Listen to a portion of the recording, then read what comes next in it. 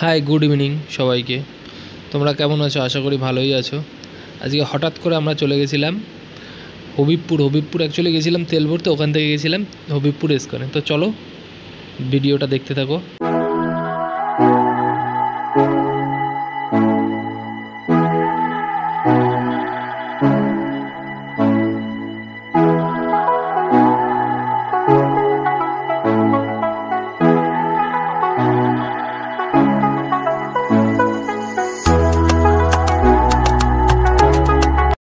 তো ফাইনালি আমরা হবিবপুর ইস্কনে পৌঁছে গেছি।